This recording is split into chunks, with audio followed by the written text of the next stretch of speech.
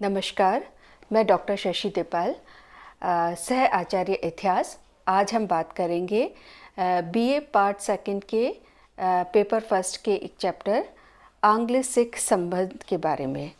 महाराजा रणजीत सिंह सिखों का एक अत्यंत प्रभावशाली शासक था, जिसके पतन के बाद पंजाब का सिख साम्राज्य धीरे धीरे शक्तिहीन होता चला गया और अंग्रेज़ों ने अपने साम्राज्य में मिला लिया। 27 जून 1839 को रणजीत सिंह की मृत्यु हो गई। विरासत में वह अपने उत्तराधिकारियों के लिए विशाल साम्राज्य छोड़कर गया, जो सतलज नदी से खैबर मार्ग तक, जो सिंधु नदी के आगे तक विस्तृत था, जिसमें कश्मीर का राज्य भी सम्मिलित था। रणजीत सिंह ने जिस विशाल साम्राज्य का निर्माण किया, उसकी मृत्यु के बाद उसके अयोग्य उत्तराधिकारियों के हाथ में पड़कर शीघ्र ही विघटित हो गया और अंग्रेज़ों ने पंजाब को अपने साम्राज्य में मिला लिया।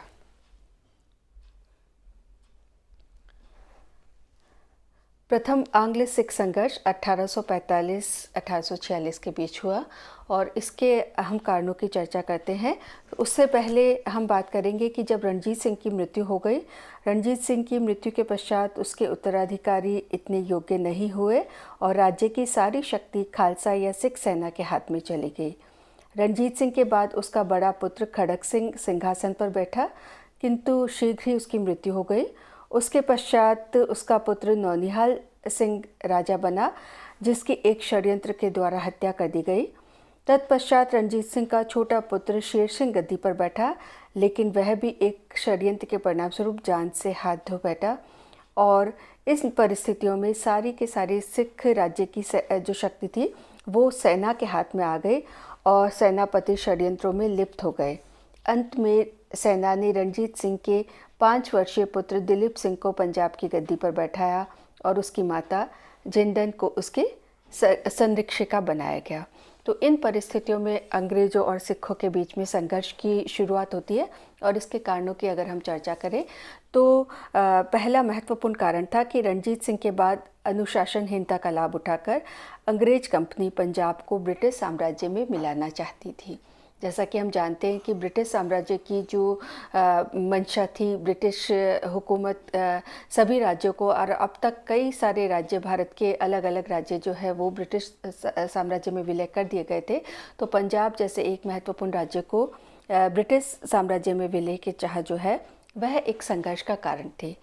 दूसरा जो संघर्ष का कारण है कि जो राजा दिलीप सिंह को गद्दी पर बिठाया गया था, उसकी माता झिंडन जो है वो बहुत महत्वाकांक्षी और षड्यंत्रकारी थी, और किंतु सेना जो है शासन पर सेना का वास्तविक प्रभुत्व था। झिंडन चाहती थी कि सेना जो है अंग्रेज़ों को अंग्रेज़ों से उलझा दी जाए और सेना को शक्तिहीन कर दिया जाए। ऐसी परिस्थिति में दोनों के बीच में संघर्ष की स्थितियां पैदा हुई। दिसंबर 1845 में सिख सेना ने सतलज नदी को पार करके अंग्रेजी सेना पर आक्रमण कर दिया और उनके बीच में प्रथम संघर्ष मुदकी नामक स्थान पर हुआ, जिसमें सिखों की हार हुई। दूसरा संघर्ष फिरोज शाह में हुआ, इसमें भी अंग्रेज़ों की विजय हुई। और तीसरा सुबराव में हुआ, जिसमें भी सिखों की फूट और विश्वासघात के कारण उनकी पराजय हुई और इस प्रकार से अंग्रेज़ों ने महत्वपूर्ण विजय प्राप्त की। इसके पश्चात लाहौर की संधि हुई। यह संधि 1 मार्च 1846 को हुई और लाहौर की संधि जो है, अंग्रेज़ों ने लाहौर पर अधिकार कर लिया और 1846 में लॉर्ड डलहौजी ने लाहौर दरबार के साथ संधि की, जिसके अनुसार सिखों और अंग्रेज़ों के बीच में युद्ध बंद हो गया। और इस संधि की कुछ शर्तें इस प्रकार से थी। दिलीप सिंह को पंजाब का महाराजा और झिंडन को उसकी संरक्षिका बने रहने दिया गया, लेकिन यह स्पष्ट कर दिया गया कि यद्यपि अंग्रेज सिख राज्य के आंतरिक राजनीति में हस्तक्षेप नहीं करेंगे, फिर भी दिलीप सिंह की रक्षा के लिए लाहौर में एक ब्रिटिश सेना रहेगी। दूसरा, सतलज नदी के बाईं ओर के सभी प्रदेश अंग्रेजों को प्राप्त हुए, जिसमें जालंधर, दोआब और अर्थात सतलज और व्यास के मध्य का प्रदेश और कांगड़ा प्रदेश भी उन्हें प्राप्त हो गए। क्षतिपूर्ति के रूप में अंग्रेजों ने 1 करोड़ रुपए की मांग की, चूँकि लाहौर दरबार यह रकम चुका नहीं सकता था, तो बदले में जम्मू और कश्मीर की रियासत डोगरा राजा गुलाब सिंह को 75 लाख में बेच दी गई और जो धन मिला वह अंग्रेज़ों को दे दिया गया। गुलाब सिंह को भी अंग्रेज़ों की अधीनता स्वीकार करनी पड़ी। इसके पश्चात जो है विद्रोही सैनिक हटा दिए गए और सिख सेना की संख्या घुड़सवार और पैदल सिपाही सहित कुल 30,000 तक सीमित कर दी गई। यह भी तय किया गया कि कंपनी सरकार की आज्ञा के बिना सिख किसी भी विदेशी को अपने यहाँ पे नौकरी नहीं रख सकेंगे और अंग्रेजी सेना को पंजाब में होकर आने जाने का अधिकार प्राप्त हो गया। लाहौर में एक ब्रिटिश रेजिडेंट का होना तय हो गया। इस प्रकार से अगर हम देखें तो यह संधि जो थी एक तरीके से अंग्रेज़ों के पूरी तरीके से फेवर में थी और पूरी तरीके से पंजाब पर उनका अधिकार या पंजाब पर उनका होल्ड स्थापित हो गया था।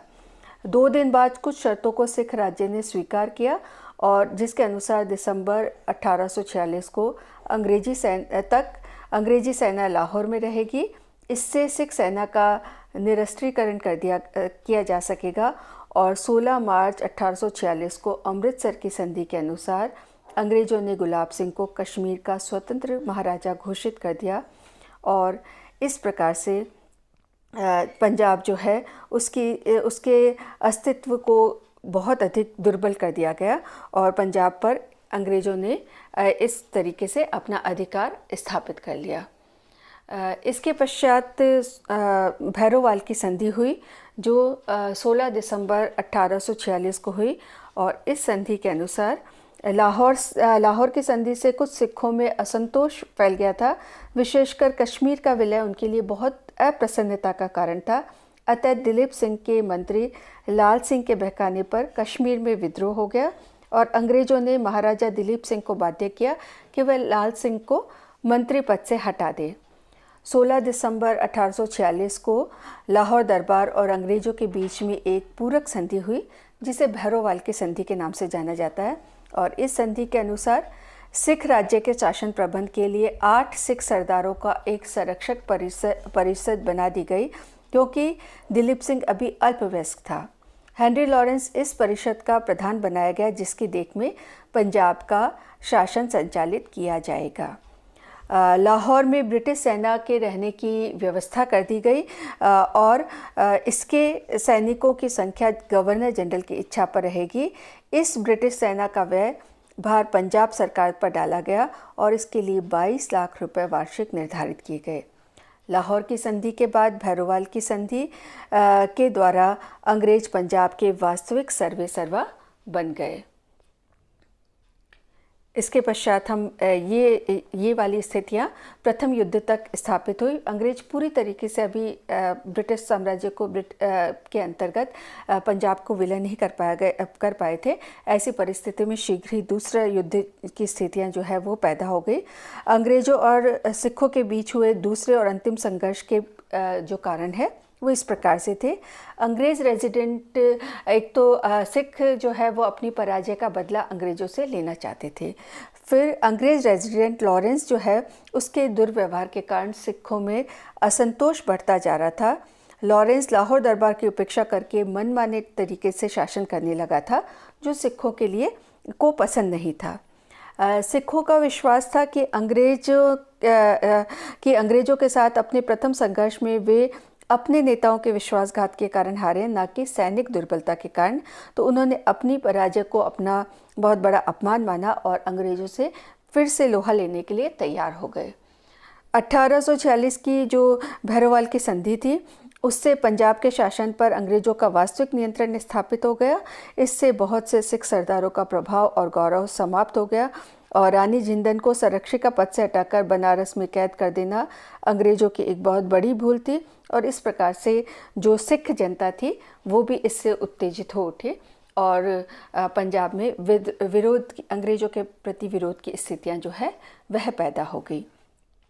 लाहौर की संधि के द्वारा सिख सेना बहुत कम कर दी गई। अतः सिख सैनिक बड़ी संख्या में बेकार हो गए और उनके परिवार पर आर्थिक संकट की स्थितियां जो है वो भी पैदा हो गई। और साथ ही साथ में इस समय जो महत्वपूर्ण कारण के रूप में अगर हम बात करें तो इस समय लॉर्ड डलहौजी गवर्नर जनरल बनकर आया। और जैसा कि हम जानते हैं कि लॉर्ड डलहौजी एक अत्यंत महत्वाकांक्षी और साम्राज्यवादी गवर्नर जनरल था। उसने आते ही विलय की नीति जो है उसको अपनाया और उसकी विलय की नीति के कारण शीघ्र ही अगला संघर्ष जो है वह प्रारंभ हो गया और इस प्रकार से द्वितीय संघर्ष जो है उसकी स्थितियां पैदा हो गई। युद्ध का तत्कालिक कारण लाहौर की कौंसिल और मुल्तान के गवर्नर मूलराज के बीच में झगड़ा भी था और अंग्रेज़ों के षड्यंत्र से तंग आकर उसने अपना पद त्याग दिया था। और ऐसी परिस्थितियों में लॉर्ड डलहौजी जो है धीरे धीरे पंजाब में विद्रोह की आग भड़कने लगी। लॉर्ड डलहौजी ने विद्रोह को और भड़कने दिया ताकि सारे पंजाब को विद्रोही बनाकर अंग्रेजी साम्राज्य की में मिलाने की कार्यवाही की जा सके।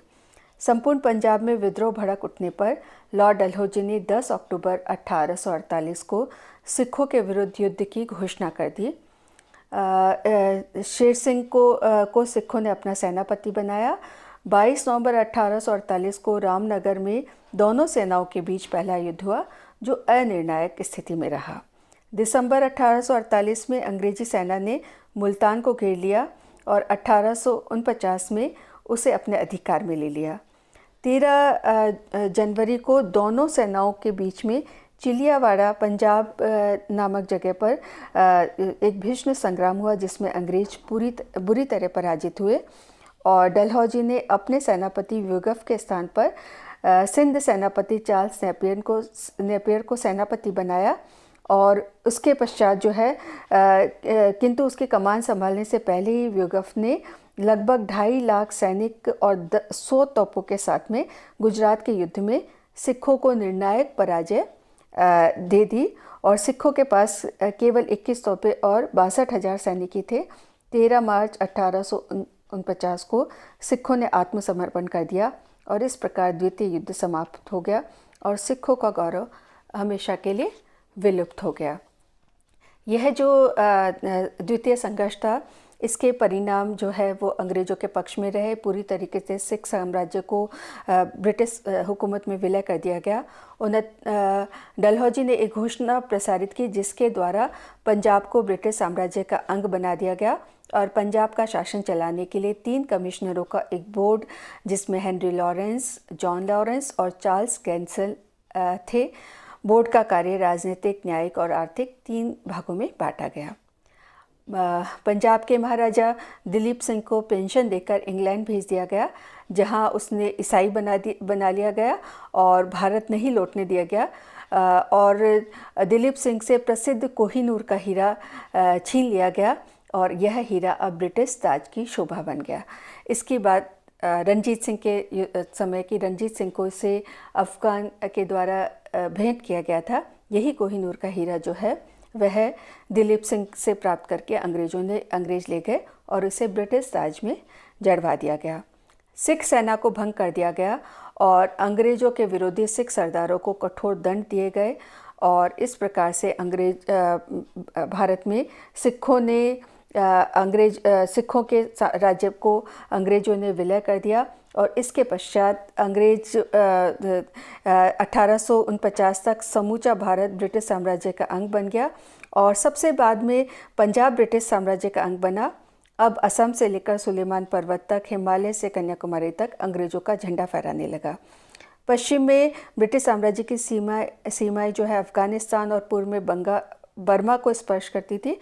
अब भारत का कोई भी भाग स्वतंत्र नहीं रहा और अंग्रेज़ों ने जिस विस्तारवादी नीति का प्रारंभ 1857 के प्लासी के युद्ध के साथ में किया था उसका समापन एक तरीके से 1849 में पंजाब विलय के साथ में हुआ और यहाँ पर सिखों ने जो है 1857 की क्रांति जो डलहौजी की साम्राज्यवादी नीति के कारण शीघ्र ही शुरू हो गई थी उसमें भी सिखों ने अंग्रेज़ों का साथ दिया और इस प्रकार से भारत में ब्रिटिश साम्राज्य का विस्तार जो है वो इसके साथ में जो है आगे बढ़ा।